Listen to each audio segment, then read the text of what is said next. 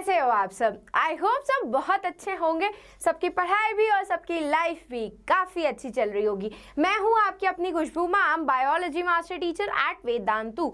तो आज के सेशन में भाई हम fundamental unit of life complete कर चुके हैं आपका चैप्टर, और उससे रिलेटेड आपकी एक्टिविटीज़ एनसीईआरटी की आज हम पढ़ने वाले हैं। लेट मी टेल यू, आज आपको ये एनसीईआरटी एक्टिविटीज़ मैं इसलिए बताने वाली हूँ क्योंकि ये इन्हीं एनसीईआरटी एक्टिविटीज़ से आपके केस बेस्ड क्वेश्चन और एजर्शन एंड रीजन क्वेश्चंस, आपके कंसेप्ट बेस्ड क्वेश्चंस काफ़ी आते हैं। तो भाई छोटू सा सेशन है आपका, स्टार्ट से लेकर एंड तक ज़रूर चेकआउट करना ताकि आपको ये सारी एक्टिविटीज़ ठीक से समझ में आ जाए। चलो तो लेट्स बिगिन आवर सेशन कि भाई क्या होने वाला है इस सेशन में। तो देखो भाई, ये मेरा पूरा सेशन का शेड्यूल है। किसी के पास नहीं हो तो वो इसका स्क्रीनशॉट ले सकता है ताकि आपसे कोई भी ये सेशन इंपॉर्टेंट मिस आउट ना हो जाए।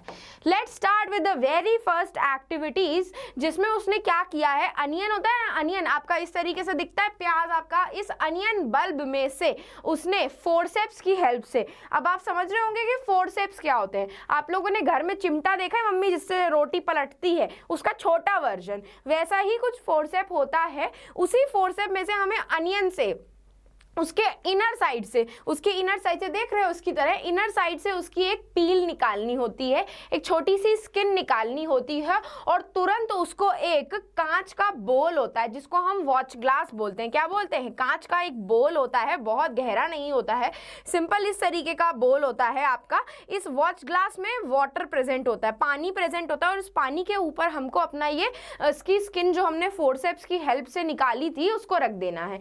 हम इसको पानी के अंदर इसीलिए रखते हैं ताकि ये आपकी फोल्ड होने से या फिर ड्राई होने से बच जाए, आपकी स्किन फोल्ड होने से या फिर ड्राई होने से बच जाए। तो सबसे पहले हमें क्या करना है, अनियन लेना है, अनियन के कॉनकेव साइड से हमें उसकी स्किन पील करनी है पतली सी, और with the help of forceps उस स्किन को हमको वॉच ग्लास में पानी रखा होगा उसमें डाल करके रखना है ताकि आपकी वो स्किन ड्राई या फिर फोल्ड ना हो जाए।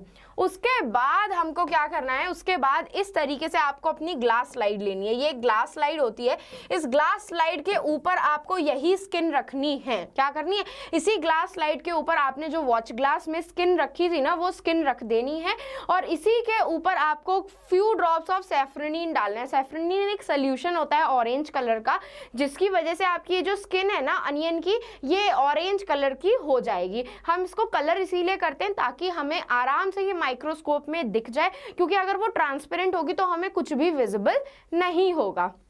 उसके बाद हमें एयर बबल्स को अवॉइड करना है। हमें एक छोटी सी कवर स्लिप लेनी है, इस तरीके की होती है, कांच की स्क्वायर शेप की होती है कवर स्लिप, और उसको इसी अनियन पील के ऊपर हमें ऐसे रख देना है धीरे से ताकि उसके अंदर कोई भी एयर बबल्स की फॉर्मेशन ना हो, क्योंकि अगर एयर बबल्स आपके बन जाएंगे उसमें तो आप माइक्रोस्कोप में प्रॉपरली सेल को आइडेंटिफाई नहीं कर पाओगे। और बस इतना पूरा सेटअप परफॉर्म करने के बाद आपको उसको कंपाउंड माइक्रोस्कोप के अंडर में देखना होता है। बस उसमें यही करना है।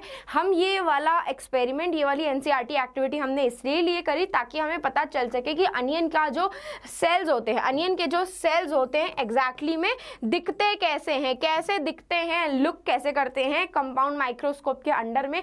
क्या जितने भी अनियन हैं दुनिया में उन सारे सबके सेल्स एक जैसे दिखते हैं? तो let me tell you, onion आप कहीं से भी ले आओ, दुनिया के किसी भी कोने से ले आओ, फ्रांस से ले आओ, इटली से ले आओ, पेरिस से ले आओ, कहीं से भी ले आओ, जितने भी प्याज होंगे उन सब के सेल्स एक जैसे दिखते होंगे, चाहे अनियन का साइज छोटा हो चाहे अनियन का साइज आपका बड़ा हो। ठीक है, तो इस एक्टिविटी को परफॉर्म करने का मेन मोटिव हमारा यही था, ये पता करने के लिए कि अनियन, जितने भी अनियन हैं उनके सारे सेल्स दिखते कैसे हैं।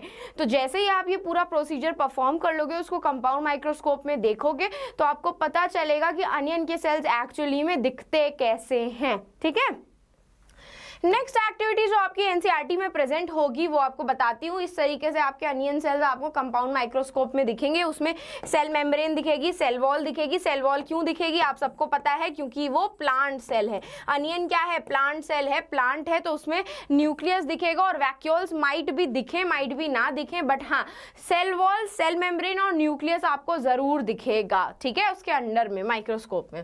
नेक्स्ट एक्टिविटी आती है आपकी कुछ इस तरीके की, जो मैंने आपसे कल होमवर्क में पूछी थी कि क्या जितने भी सेल्स हैं हमारे उनका शेप और साइज एक जैसा होता है, तो बिल्कुल भी गलत। कैसे भाई? ब्लड सेल देख लो, ब्लड सेल एक अलग सेल है।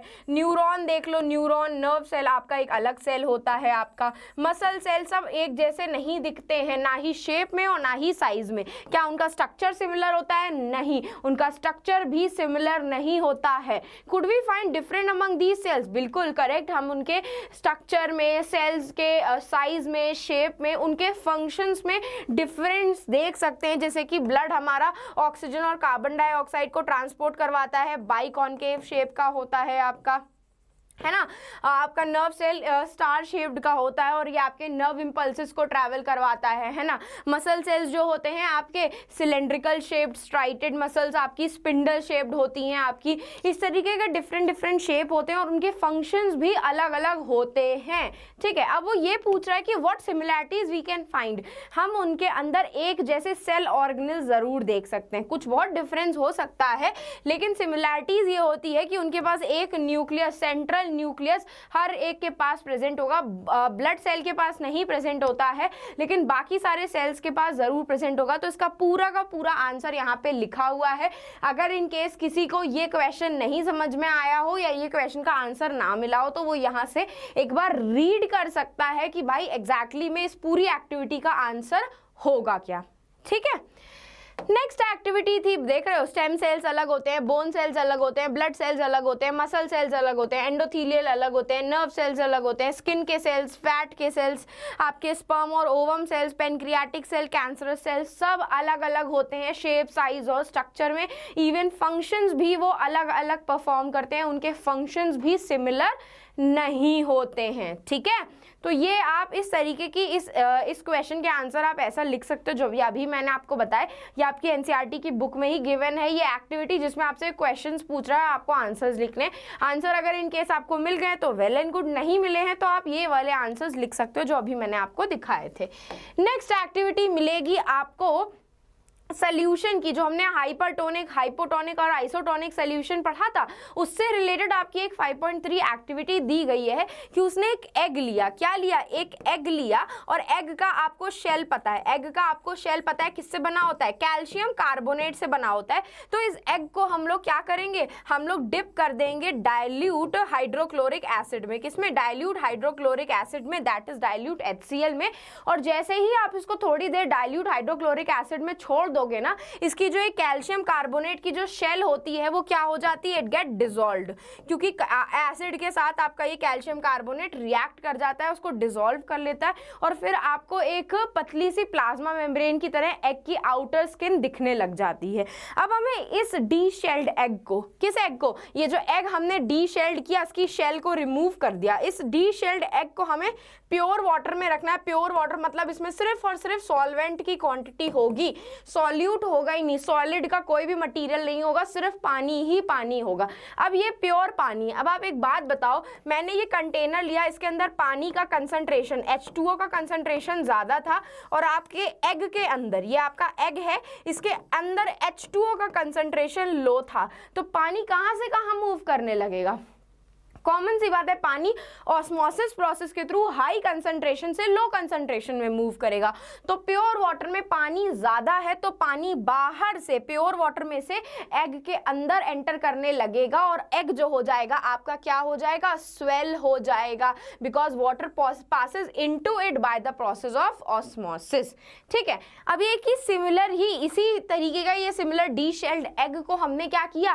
कंसंट्रेटेड सॉल्ट सोल्यूशन में डाल दिया। कंसंट्रेटेड सॉल्ट सोल्यूशन का मतलब ये है कि solvent, that is the H2O, इसकी क्वांटिटी लो है, इसकी क्वांटिटी लो है, और सॉल्ट जो कि आपका क्या है? सल्यूट है, उसकी क्वांटिटी क्या है? हाई है ना। और डी शेल्ड एग जो होगा आपका, डी शेल्ड एग जो होगा आपका, उसके अंदर पानी का कंसंट्रेशन ज्यादा रहेगा। जैसे कि ये मेरा सॉल्ट सोल्यूशन है, तो सॉल्ट में H2O का कंसंट्रेशन लो है, सॉल्ट का कंसंट्रेशन ज्यादा है, और शेल के अंदर पानी का कंसंट्रेशन ज्यादा है, तो अब बताओ पानी कहाँ से कहाँ मूव करेगा, एग के अंदर से एग के बाहर मूव करने लग जाएगा और धीरे धीरे करके एग क्या हो जाएगा आपका, श्रिंक हो जाएगा by the process of osmosis. Water passes out of the egg solution into the salt solution because the salt solution is more concentrated. Concentrated का मतलब है, मोर कंसंट्रेटेड का मतलब ये है कि सॉल्ट की क्वांटिटी उसके अंदर ज्यादा है। अगर यहाँ पे डाइल्यूट लिखा होगा तो डाइल्यूट मतलब होता है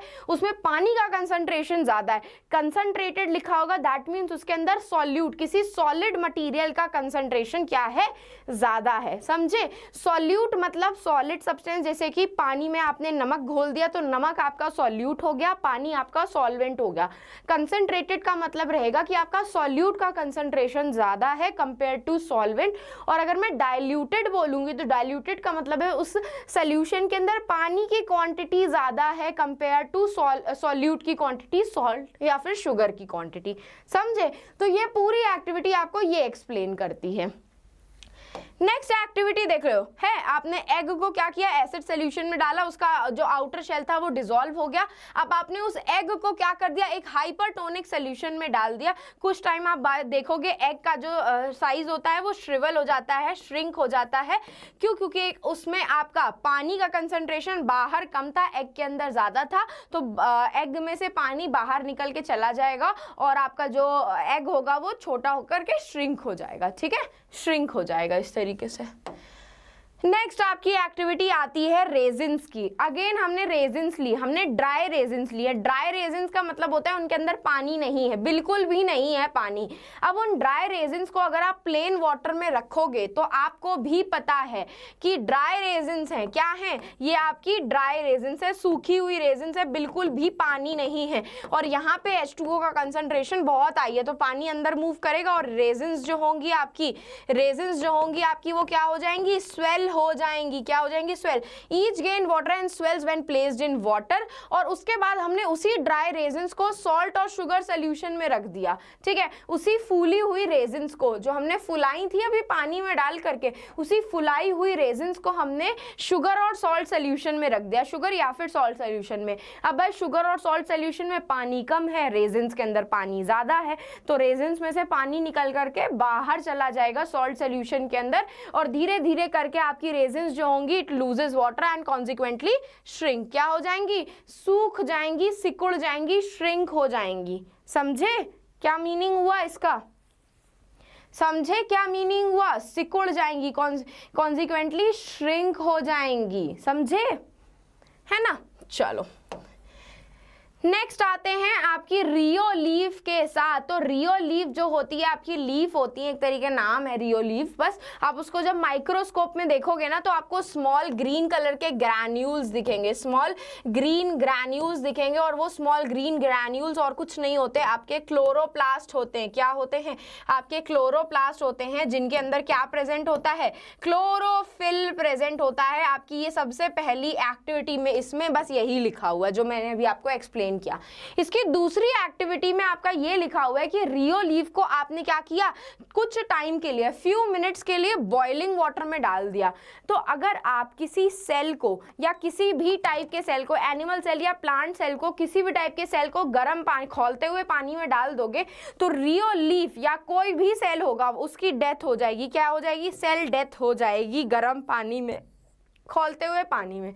ठीक है, अब यही रियो लीफ को आपको क्या करना है, स्लाइड पे चेकआउट करना है सैफ्रोनिन सोल्यूशन डाल करके, या फिर सॉरी गलत बोलूं, इन्हीं रियो लीफ को आपको क्या करना है, शुगर या फिर सॉल्ट सोल्यूशन में रखना है और कुछ मिनट के लिए वेट करना है। तो अब आपको ये चेक करना पड़ेगा कि क्या रियो लीफ में से पानी शुगर और सॉल्ट सोल्यूशन के अंदर जा रहा है कि नहीं जा रहा है। ठीक है, बस ये चेक करना है। तो लेट मी टेल यू कि सेल डेथ जब हो जाएगी तो आपका जो प्लांट होता है, प्लांट सेल होता है, अगर उसका सेल की डेथ हो गई है, प्लांट सेल की डेथ हो गई है, तो वो ऑस्मोसिस का प्रोसेस नहीं परफॉर्म करेगा। सेल डेथ होने की वजह से there will be no osmosis, there will be no osmosis. मरा हुआ सेल, डेड सेल ऑस्मोसिस नहीं परफॉर्म करता है। आपकी इसी एक्टिविटी के जस्ट बाद ही आपकी बुक में एक लाइन गिवन है कि आपका डेड सेल जो होता है वो ऑस्मोसिस का प्रोसेस नहीं परफॉर्म करता है, वो ऑस्मोसिस का प्रोसेस नहीं परफॉर्म करता है। ठीक है,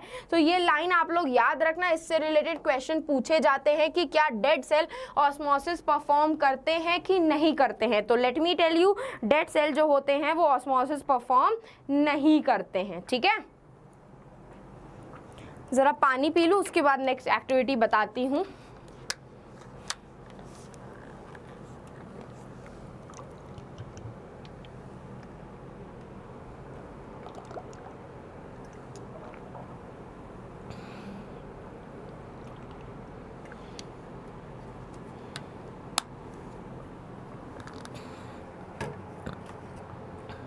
तो देखो इसमें क्या हो रहा है, अब हम यहाँ पे चीक सेल क्या देख रहे हैं, अपने जो गालों के चीक सेल्स होते हैं वो चेक कर रहे हैं। और चीक सेल्स क्या होते हैं, एनिमल सेल्स होते हैं। तो हमने क्या किया, सबसे पहले हम अपने माउथ को रिंस कर लेते हैं, पानी से वॉश कर लेते हैं। पानी से हम इसीलिए वॉश कर लेते हैं ताकि कोई भी अगर फूड पार्टिकल हमारे चीक्स में या हमारे माउथ में फंसा होगा तो वो बाहर निकल जाएगा। वो फूड पार्टिकल को हमें माइक्रोस्कोप में नहीं देखना होता, इसीलिए हम लोग पहले अपने मुंह को अच्छे से धो लेते हैं ताकि कोई भी फूड पार्टिकल ना हो उसके अंदर। फिर हमने क्या करना है, हमने एक आइसक्रीम स्कूप से, जिससे आइसक्रीम निकालते हो आप लोग, छोटा सा चम्मच जो होता है उससे आइसक्रीम जिससे निकालते हो, आइसक्रीम खाते हो, उसी स्पून के से क्या करना है, आपको अपनी चीक के इनसाइड में अंदर से आपको स्क्रैप करना है धीरे से वो स्पून को। और जैसे ही आप स्क्रैप करोगे तो आपको ना थोड़े बहुत सेल उस स्पून में आ जाएंगे। और फिर with the help of needle आपको उस चीक सेल्स को जो आपने स्क्रैप किए थे अपने inner side of the cheek से, उसको आपको एक ग्लास स्लाइड पे ट्रांसफर कर देना है। और उसको पेंट करने के लिए, कलर करने के लिए आपको उस पर मिथिलीन ब्लू का सोल्यूशन डालना पड़ेगा, आपके स्कूल में अवेलेबल रहेगा। ये मिथिलीन ब्लू कलर का होता है, ये हम इसीलिए डालते हैं ताकि हमें न्यूक्लियस अच्छे से दिख जाए, न्यूक्लियस और सेल पूरा अच्छे से विजिबल हो जाए। जैसे हम प्लांट सेल में सैफ्रोनिन सोल्यूशन डाल रहे थे, वैसे ही इसमें हम मिथिलीन ब्लू का सोल्यूशन डालेंगे ताकि हमें न्यूक्लियस अच्छे से दिख जाए। और जब आप उसको अंडर द माइक्रोस्कोप देखोगे ना इन चीक सेल्स को, तो आपको एक डार्क कलर्स का स्फेरिकल ओवल दिखेगा, डॉट लाइक स्ट्रक्चर दिखेगा डार्क कलर का, गोल गोल सा, वही आपका न्यूक्लियस होता है जो आपके चीक सेल्स में प्रेजेंट होता है। क्योंकि चीक सेल्स क्या होते हैं, एनिमल सेल्स होते हैं, और आप सबको पता है कि वो वेदर वो एनिमल सेल या प्लांट सेल हो, न्यूक्लियस प्रेजेंट होगा ही होगा। ठीक है, होगा ही होगा। क्या उनमें से सिमिलर स्ट्रक्चर है अनियन पील के जैसा? तो अनियन पील के जैसा सिमिलर स्ट्रक्चर होगा, बस सेल वॉल की प्रेजेंस नहीं होगी। अनियन पील आपका प्लांट सेल, तो उसमें सेल वॉल की प्रेजेंट होगी। एनिमल सेल आपका चीक सेल है, तो चीक सेल में सेल वॉल की प्रेजेंस नहीं होगी, अदरवाइज न्यूक्लियस दोनों में ही दिखेगा आपको। ठीक है, न्यूक्लियस आपको दोनों में ही दिखेगा। बस इस तरीके से आपको ये एक्टिविटी परफॉर्म करनी है, जिसमें आपको एक आइसक्रीम का स्टिक लेना है, पहले अपने माउथ को अच्छे से वॉश करना है, फिर आपको आइसक्रीम का स्कूप लेना है, स्पून लेना है, और अपने inner side of the cheek को स्क्रैप करना है। फिर उसमें जो भी मटेरियल आपका आएगा उसको नीडल की हेल्प से धीरे से आपको स्लाइड पे ट्रांसफर करना है, उस पर मिथिलीन ब्लू का सोल्यूशन डालना है और एक कवर स्लिप डाल देनी है। और फिर उसको आपको माइक्रोस्कोप में देखना है, जहां पे आपको चीक सेल्स दिखेंगे। क्या दिखेंगे? आपको चीक सेल्स दिखेंगे, और बेसिकली उसमें न्यूक्लियस बहुत विजिबल होगा, एक डार्क कलर का स्फेरिकल या फिर ओवल शेप का आपको क्या दिखेगा? न्यूक्लियस दिखेगा। डार्क ओवल और स्फेरिकल शेप का न्यूक्लियस आपको दिखेगा। ठीक है, ये एक्टिविटी थी बस आपकी, जो कुछ इस तरीके से आपको ये पूरी स्लाइड दिखेगी। ठीक है, तो बस इतनी सी आपकी एक्टिविटी थी इस चैप्टर में जो मैंने आपको एक्सप्लेन कर दी। तो बस ऐसे ही अमेजिंग सेशंस के लिए अब जाते जाते आप लोग टेलीग्राम चैनल को ज्वाइन कर लो, ताकि आपको ऐसे सारे सेशंस के डे टू डे अपडेट्स मिलते रहें। और अगर आपको अपनी गुन्नू मैम को, अपनी प्यारी सी खुशबू मैम को फॉलो करना है, रीच आउट करना है, तो आप उन्हें इंस्टाग्राम पे रीच आउट कर सकते हो। खुशबू_भाटिया उनका इंस्टाग्राम का अकाउंट है। तो बस जाते जाते क्या करना है, सेशन को लाइक करना है, चैनल को सब्सक्राइब करना है, और इन्हें अपने फ्रेंड्स के साथ शेयर करना मत भूलना भाई, ताकि उनका भी क्लास 9 में हमारे वेदांतु के इस क्लास 9 चैनल के साथ भला हो जाए। तो अब हम फिर मिलेंगे चलते चलते ऐसे ही नेक्स्ट अमेजिंग सेशन में। तो bye bye guys and take care.